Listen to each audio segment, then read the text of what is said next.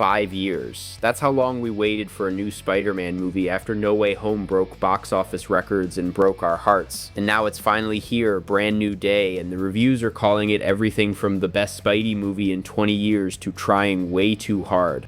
So which one is it? I sat through it so you don't have to gamble 20 bucks and a Friday night on it. No spoilers in this section, I promise, just the honest truth about whether this is a movie worth your time or another Marvel movie that's just fine. Let's get into it. It's been 4 years since the end of No Way Home. Doctor Strange's spell worked. The entire world has forgotten Peter Parker ever existed. MJ doesn't remember him, Ned doesn't remember him.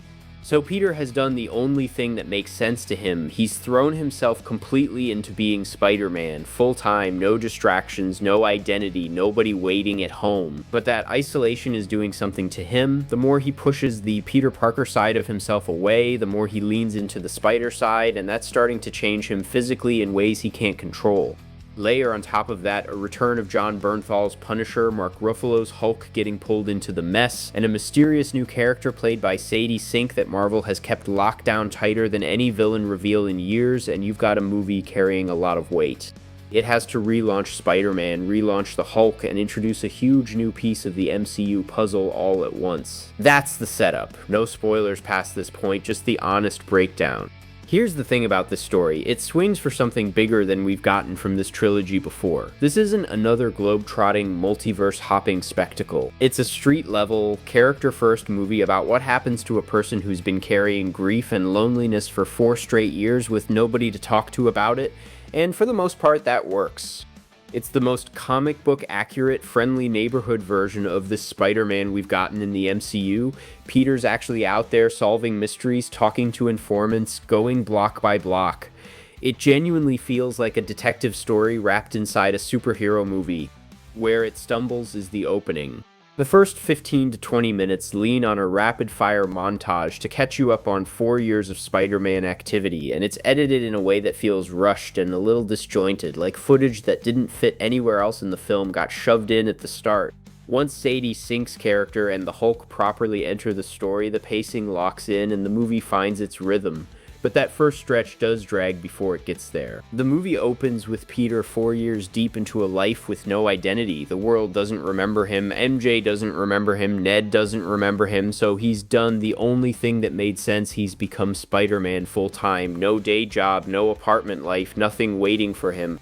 Just the mask. And here's where I need to be honest with you right away. This opening stretch is the shakiest part of the movie. It leans on a rapid-fire montage to catch you up on 4 years of crime fighting, and the editing feels rushed, almost like footage that didn't fit anywhere else got shoved in here instead. It's the one section of this film that genuinely drags. But even in that shaky opening, something is working underneath it, Tom Holland. This isn't the wide-eyed kid with too many toys from Homecoming anymore. You can see it in how he carries himself, how his eyes read through the mask in close-up shots. He's playing a guy who's been ground down by loneliness for 4 straight years, and it shows before he says a single word about it. The deeper into isolation Peter goes, the more he pushes away the Peter Parker side of himself, and the movie makes that literal. The more human connection he suppresses, the more the spider side of him starts taking over, physically in ways he can't fully control. It's a genuinely clever piece of writing, using his powers as a metaphor for what happens when you bottle everything up for too long. This is where director Destin Cretton's fingerprints really show. Coming off Shang-Chi, he brings real physicality to the action. Jackie Chan's own stunt team worked on this movie, and it shows in how grounded and kinetic the fights feel compared to the previous trilogy. But more than the action, Cretton finds the human ache underneath every scene. He lets the sad, quiet moments actually sit there, instead of cutting to a joke to relieve the tension. That restraint is new for this trilogy, and it's the reason the movie starts to click once you're through the opening stretch. Visually, this is also where the movie starts flexing. Most of it was shot practically instead of leaning on CGI the way recent Marvel movies have. They even used pieces of Tobey Maguire's and Andrew Garfield's actual suits to help build this new one, and you can feel the difference in how Holland moves.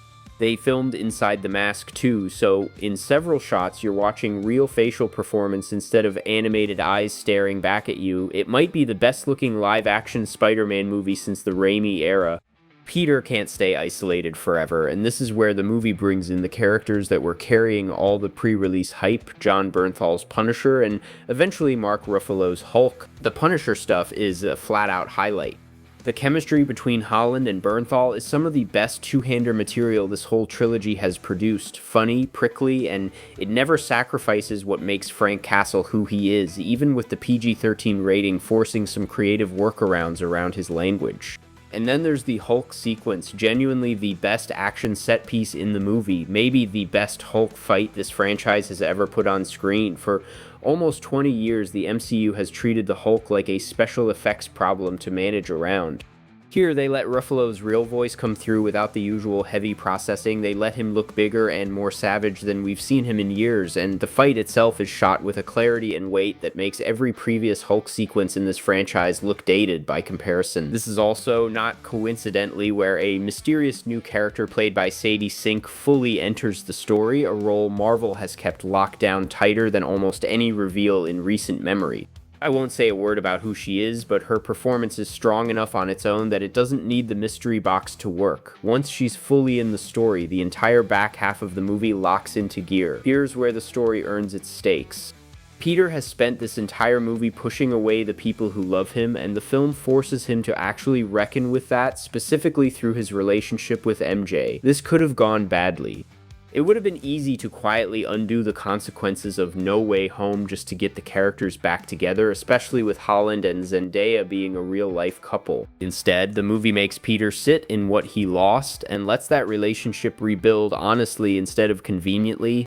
Zendaya and Jacob Batalon both feel more essential here than they have in any previous entry. They're not just there for banter, they're the actual emotional stakes of the whole story. This stretch is also where the film's ambition starts to show its seams. There's a lot going on: Spider-Man's arc, Hulk's arc, Punisher's arc, and Sadie Sink's introduction all competing for space, and you can feel a longer cut that got trimmed down to fit.